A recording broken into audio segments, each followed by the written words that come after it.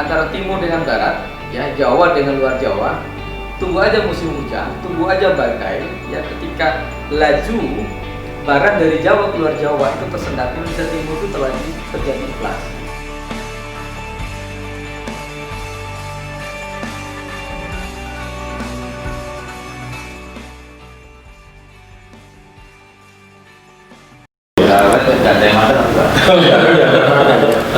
Jadi kalau orang bicara kemiskinan, jadi bicara kemiskinan dari dulu itu ribut soal data. Aduh, nggak selesai juga. Dari dulu sampai sekarang itu omongan demokrasi semua, gitu. Jadi tidak membebaskan manusia ya, tidak membebaskan manusia, gitu ya. Atau mungkin begini Pak Toro. Ya. Saya membaca tadi ya dengan ada kebijakan soal menciptakan pusat-pusat pertumbuhan ekonomi baru. Misalnya kan presiden itu mulai doyan ngomong nanti ada kawasan ekonomi khusus. Nah, ya hari ini kawasan ekonomi khusus itu lebih kepada misalnya soal tambang ya, tapi yang berbasis agrarisnya malah nggak ada, kita tidak melihat itu misalnya. Nah, saya teringat misalnya Simon Wilpont ya, dalam pendekatan historiografinya itu meruntuhkan Indonesia, itu menarik gitu ya. Ada pernyataan menarik dari Simon Wilpont begini, Indonesia itu kalau tidak perlu diinvasi pakai agresi lah kalau bahasanya. Jadi antara timur dengan barat, ya Jawa dengan luar Jawa, tunggu aja musim hujan, tunggu aja badai. Ya ketika laju barat dari Jawa ke luar Jawa itu tersendat, Indonesia Timur itu telah terjadi inflasi. Nah, tapi sisi lain dalam kebijakan menciptakan pertumbuhan, hari ini kan BSO-nya semua di Jawa, ya gitu. Ya saya istilahkan, ya inilah neosentralisasi baru sebenarnya gitu. Kita lihat jalan tol, akses produksi apapun, semua itu kan bertumbuh di Jawa, kan gitu. Tetapi di luar Jawa, ya di Sulawesi, di Maluku, ya di tempat-tempat lain, oke, infrastruktur dibangun, tetapi tidak menciptakan pusat-pusat pertumbuhan ekonomi baru. Narasi yang disampaikan selama ini, ya dengan membangun jalan ini harapannya ada pertumbuhan ekonomi dan bla bla bla. Tapi yang dinikmati siapa? Yang menikmati kan kelompok-kelompok korporasi besar misalnya untuk mempermudah akses tambang, kemudian karet dan sawit dan lain-lain. Ini diakomodir.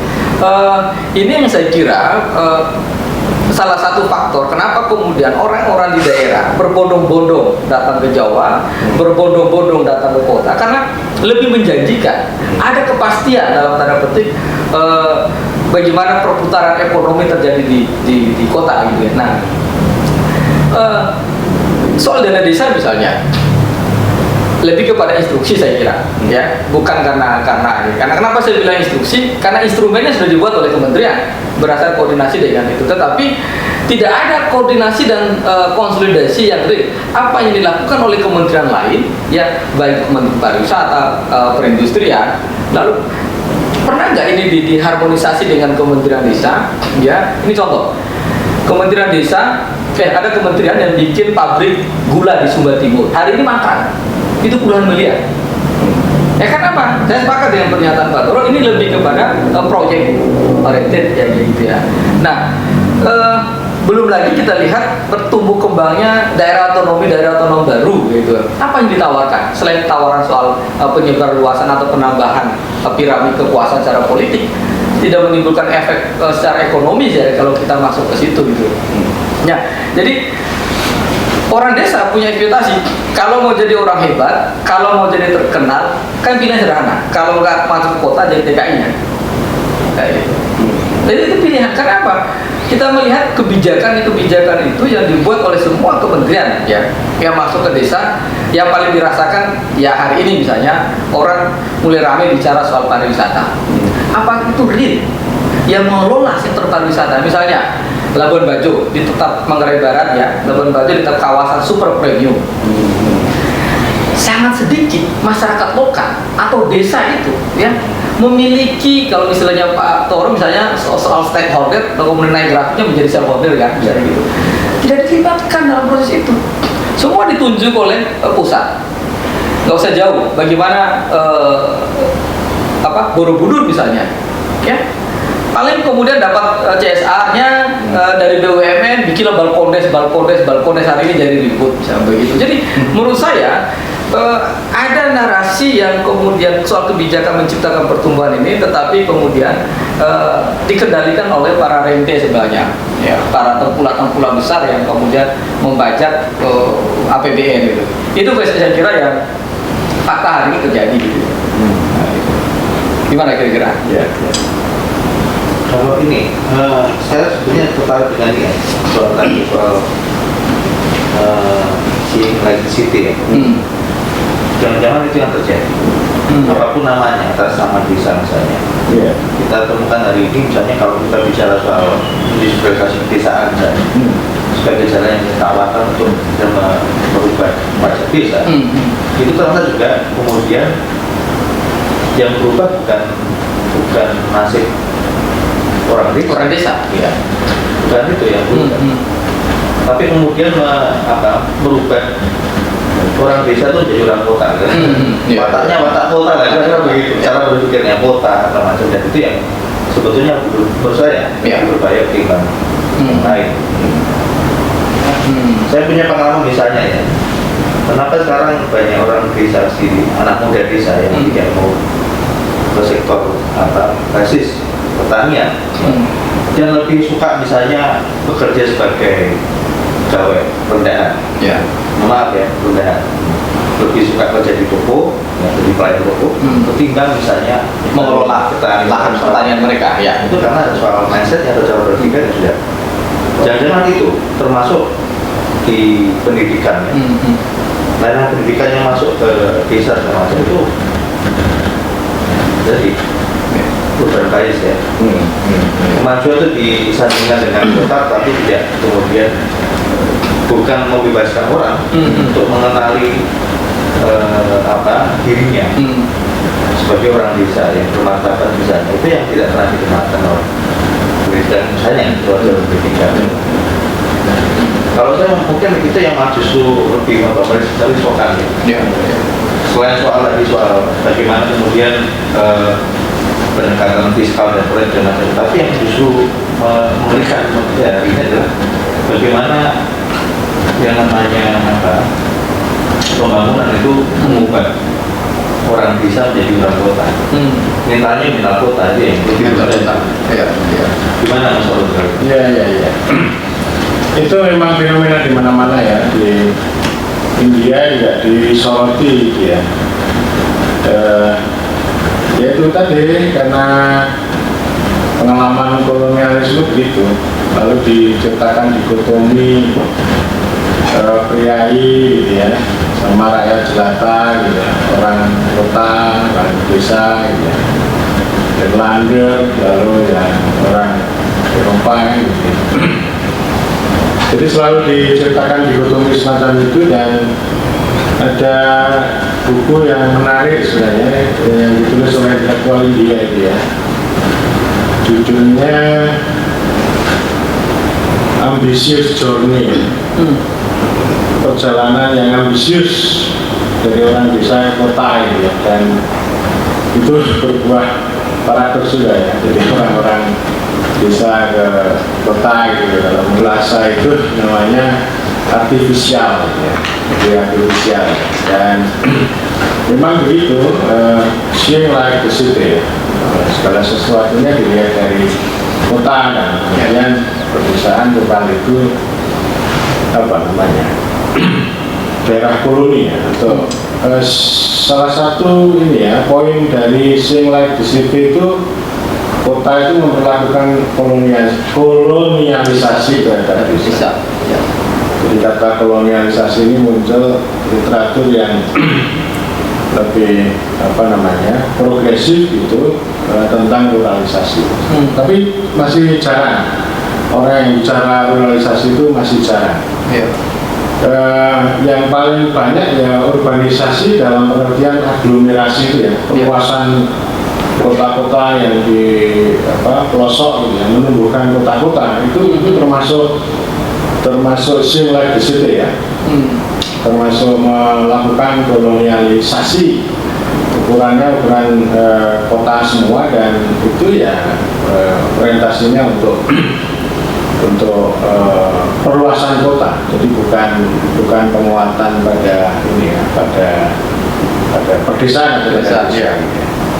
Jadi cara melihatnya kan begini ya, pembangunan kawasan pedesaan misalnya ya, itu kan pendekatannya ruang komoditas, ruang komoditas diciptakan, lalu infrastruktur, lalu ada brain drain, ada aliran entah orang desa kota atau aliran barang gitu ya, hasil bumi di luar kota, lalu barang pabrikan masuk ke desa kan gitu ya. Jadi hubungan timpang, dan ketika hari ini kita melihat secara terbalik, hari ini itu kalau kita ngomong tentang desa yang lebih serius itu village at the margin, jadi desa yang di pinggiran. Desa yang di center atau village at center itu ya seeing like the city. Jadi melihat misal ukurannya dari serba kota ya. Ketika saya ngomong tentang dikotomi urban sama rural itu lalu dikritik orang, loh ini kan satu aglomerasi ini, jadi harus ada sinergi dong kota sama desa. Maunya gitu. Saya katakan yang dulu menciptakan dikotomi itu ya teori modernis yang saya yakini itu. Setelah kota itu mengalami implosi, beban yang sangat berat, lalu dia butuh desa dia. Itu kolonialisasi namanya ya, butuh desa untuk perluasan aglomerasi ya. Itu sangat kolonialisasi banget gitu. Jadi perluasan itu. Tapi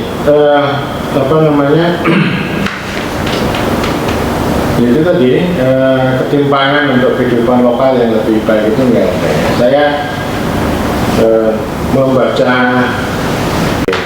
yang pakai geografi kritis ditulis oleh Michael Wood tahun 2011 ya, judulnya Rural ya. Dia memahami rural itu harus utuh gitu ya.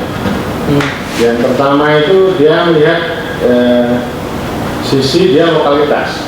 Melihat rural itu lokalitas dulu loh.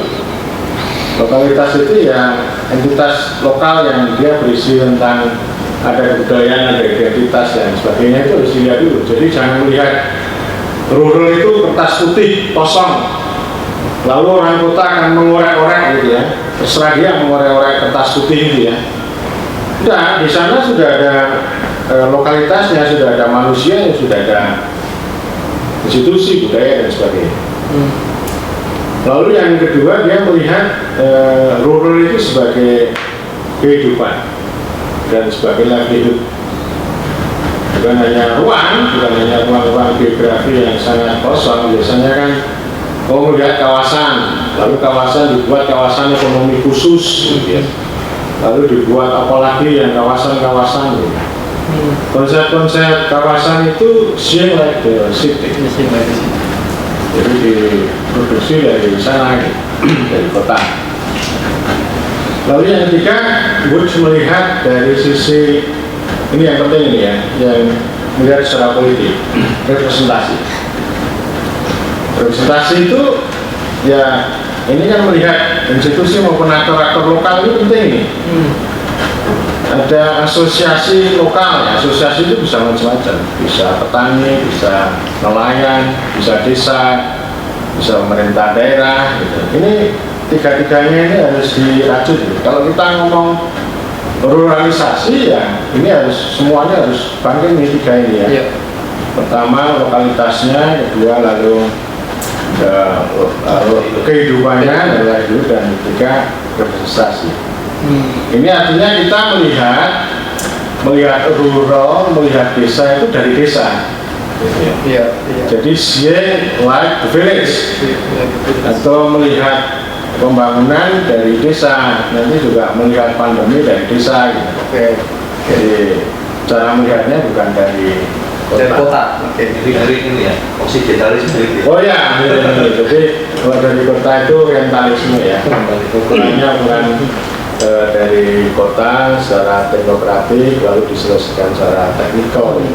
Jadi 3 poin tadi itu sangat ini ya, ada culture, ada sosiologi, ini bukan ilmu yang teknokratik, dan ini saya melihat nanti akan ketemu ilmu desa sama ilmu rural itu akan ketemu di sini.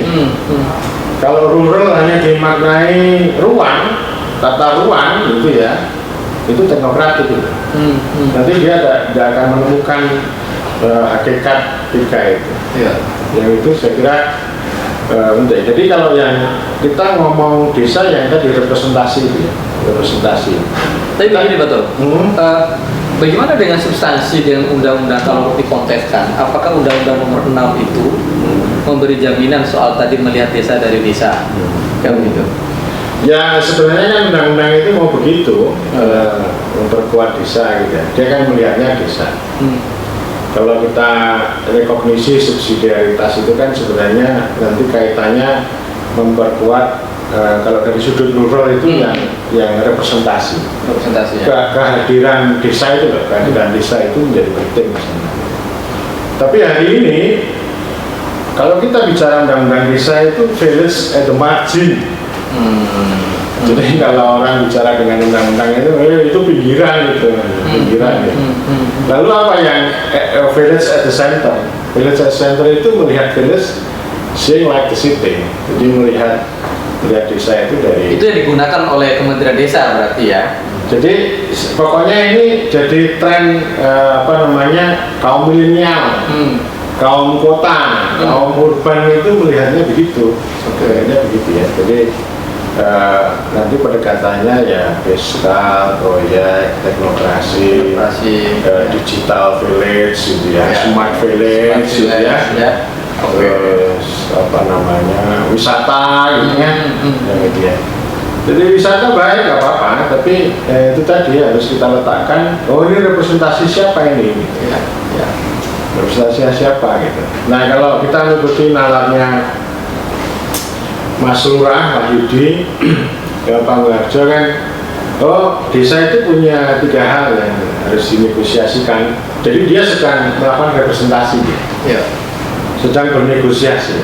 Desa itu punya air bersih, punya udara bersih, dan punya pangan, gitu ya, punya pangan. Atau teman-teman di desa yang di atas sana di Merapi, kami punya air, misalnya ya, air. Gitu ya. Ini yang harus dinegosiasikan. Jadi kalau kita ngomong desa, bukan hanya ngomong soal administrasi. Ngomong soal proyek. Kalau jadi proyek nanti kepala desanya jadi mandor proyek, bukan menjadi pemimpin rakyat yang bisa representasi dan tidak bisa negosiasi. Oke. Mas Ari? Lanjut lagi ya. Ini terkait dengan tadi hal ya soal bagaimana melihat desa itu secara utuh. Tapi persoalannya kemudian saya sering dengar dengan frase di Mas Tol, desa itu sekarang dimutilasi, dimutilasi, ada juga diisolasi. Pokoknya saya nanya lah, itu kan juga kami tidak merajut cara pandang desa itu secara utuh dan kemudian menjadikan kekuatan desa sendiri. Itu bagaimana kita keluar dari situasi semacam itu dan kemudian mampu mendorong itu. Ini kan sekarang pertanyaannya kita mau mulai dari mana? Saya ini menarik, saya sedikit cerita perjalanan saya ke daerah Sulawesi Tenggara, ke Buton, Konawe Selatan, terus kemudian saya ketemu ada satu desa yang semua sukunya itu adalah suku Bajo, ya. Yang mereka tinggal itu kan di pinggir laut sampai ke tengah laut lah, mereka ke situ. Nah, pernyataan menarik mereka begini, kami itu tidak tahu negara itu yang mana, pemerintah siapa, tapi kami bisa hidup menata siapa yang kemudian tugas membangun bagi wilayah laut itu. Dan baru-barusan itu kan kami kok kaget, kami ditanya soal bahwa ini adalah laut, ini wilayah kewenangannya provinsi, ini adalah kalau harus ada IEB, izin mendirikan bangunan, karena akhir-akhir ini tempat itu menjadi tempat wisata. Nah, lalu ketika jadi tempat wisata yang selama ini mereka tidak ngerti soal apa itu pajak, apa itu retribusi, kan begitu ya, lalu terganggu akhirnya mereka. Nah, saya membayangkan komunitas-komunitas seperti ini, ya, ini ada di Kabupaten Konawe itu yang mereka hidup. Saya coba diskusi dengan mereka bilang kami lebih nyaman, ya, ketika kami dalam tanda petik tidak diatur dengan berbagai macam perencanaan dan lain-lain. Nah, kami membagi wilayah kami di mana jalur masuk perahunya, di mana membangun toilet dan lain-lain itu ya tanpa perencanaan dari negara, dari pemerintah. Tapi mereka melakukan sendiri. Akhirnya terganggu karena apa? Ada proyek misalnya pembangunan tempat TPI ya pelelangan itu. Jadi begitu bangun kan harus izin dan lain-lain, ya. Nah, ini terjadi konflik di internal mereka, ya. Karena yang sebagian dari tokoh itu tadi ditarik oleh pemerintah, diberi kepercayaan oleh pemerintah sebagai aparatus dalam tanda petik untuk mengkoordinasikan pembangunan itu. Nah, saya melihat suku Bajo ini adalah salah satu contoh masyarakat desa yang melihat dirinya itu akan menggunakan dirinya, memperlakukan bagaimana menata sosial ekonominya itu dengan cara mereka sendiri, gitu ya. Nah, saya bayangkan begitu dana desa itu masuk, harusnya kan representasi tadi kalau Pak Toro, ya kan, biarkan dengan kreasi, inovasi dan peranata mereka lah, bagaimana memperlakukan dana desa. Nah, ini menimbulkan polemik, apalagi hari ini misalnya ya, kalau kita lihat di situasi Konawe hari ini misalnya masuknya tambang dan lain-lain ya, itu kan menjadi hal yang membuat mereka semakin tersingkir dalam arti mata pencarian kan mereka kan pasti di laut kan gitu. Ini fakta di lapangan bagaimana cara melihat desa itu dari desa tadi. Satu sisi juga yang pengalaman kita, perlawanan sesungguhnya ini adalah pemerintah daerah, pertarungan yang terjadi hari ini sebenarnya antara kabupaten dengan desa itu. Ini yang paling ngeri pertarungannya, ya. Jadi bukan lagi pertarungan desa dengan pemerintah pusat. Pemerintah pusat kan pertarungan administrasi melalui Kemenkeu dan Kemendes, ya kan itu, plus Kemendagri. Ya. Nah, pertarungan sesungguhnya itu adalah pertarungan antara desa dengan kabupaten. Apa? Yang pertama adalah pertarungan rutin 5 tahunan ketika politik, ya pilkada. Itu paling sengit kan gitu ya. Ketika desa-desa, masyarakat desa, kepala desa ini tidak mendukung salah satu, maka desa ini tidak masuk dalam zona pengamanannya dalam berbagai kebijakan strategi. Gak masuk itu, ya. Termasuk soal bantuan kalkun yang hari ini. Kayak gitu. Yang kedua, pertarungan itu yang ketika terjadi secara teknorasi proses pembangunan, ya itu sangat politis sekali, ya. Jadi saya kira bukan hanya di wilayah Indonesia Timur, saya kira Jawa pun juga terjadi. Ya, gitu. Nah, saya membandingkan itu beberapa hari yang lalu. Saya datang ke Magelang di lerengnya Merbabu, lalu kemudian ketemu dengan para petani-petani sayur, ya, di Gerabak, pasar Gerabak, sekitar Gerabak itu mendiskusikan sebenarnya dengan para pelaku petani itu terkait dengan ketahanan pangan. Lalu kemudian banyak anak-anak muda mereka yang kemudian tidak melanjutkan pendidikan, ya, kemudian lebih kepada kembali ke desa mengelola itu, hanya mencari rupiah yang sangat sedikit. Tetapi kelompok-kelompok yang dari perkotaannya sangat tidak transfer knowledge sebenarnya, lebih kepada membangun jejaring sebentar. Itu bagus satu sisi, tetapi dalam hubungannya itu konsinasi sebagai tengkulak saja, ya. Perlu kita turun menghadirkan negara atau menghadirkan pemerintah di desa itu tadi. Menghadirkan pemerintah kan?